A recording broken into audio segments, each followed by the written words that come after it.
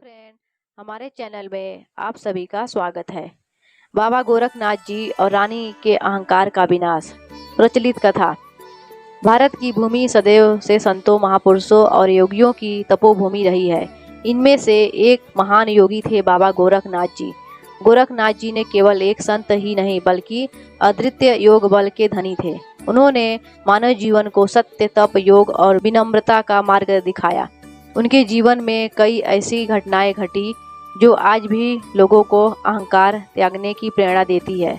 ऐसी ही एक घटना है रानी के अहंकार का विनाश। कहानी के अनुसार एक समय की बात है जब बाबा गोरखनाथ जी अपनी योग साधना करते हुए विभिन्न स्थानों का भ्रमण कर रहे थे। वह स्थान स्थान पर जाकर जनमानस को धर्म, योग और भक्ति का संदेश देते थे। एक दिन वे एक बड़े समृद्ध राज्य में पहुँचे। वहाँ की रानी अपनी सुंदरता, वैभव और शक्ति पर बहुत गर्व करती थी।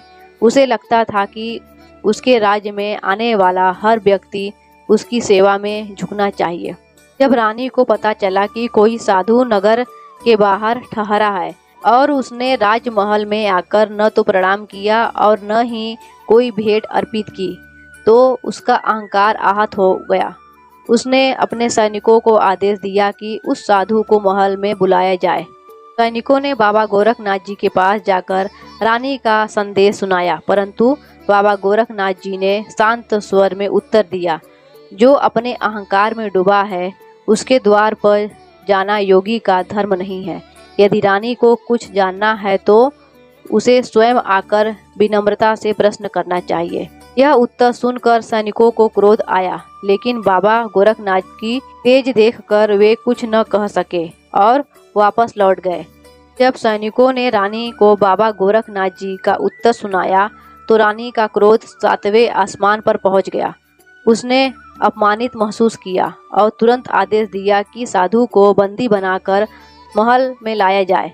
सैनिकों ने वैसा ही किया और बाबा गोरखनाथ जी को महल में उपस्थित किया। रानी ने उपहास करते हुए कहा, तुम जैसे फकीर तो धूल में लिपटे रहते हो, मेरे दरबार में आकर सिर क्यों नहीं झुकाते?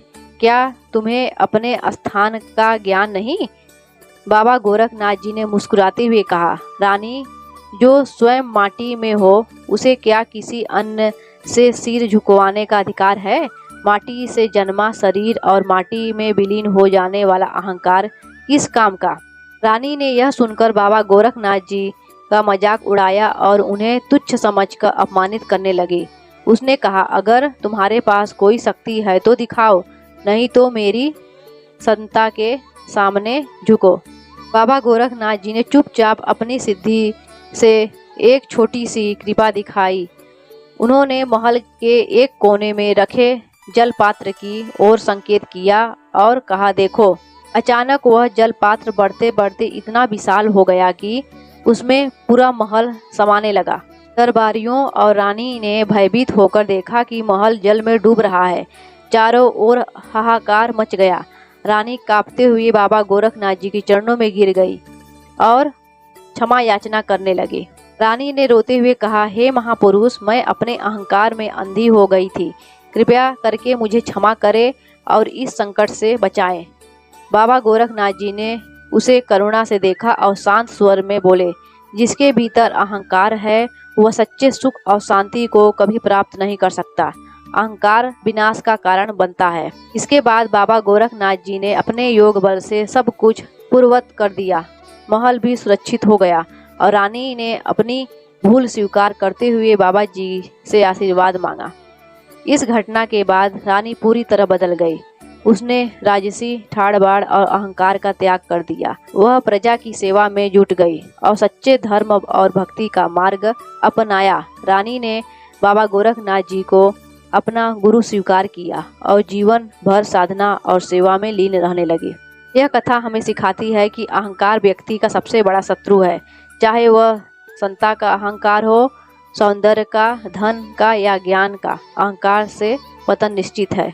बाबा गोरखनाथ जी के जीवन से हम यह भी सीखते हैं कि सच्चा साधु वह है जो किसी भी स्थिति में अपने आत्मबल और विनम्रता को नहीं छोड़ता। उसकी शक्ति उसकी सरलता और सत्य में निहित होती है। जय बाबा गोरखनाथ जी।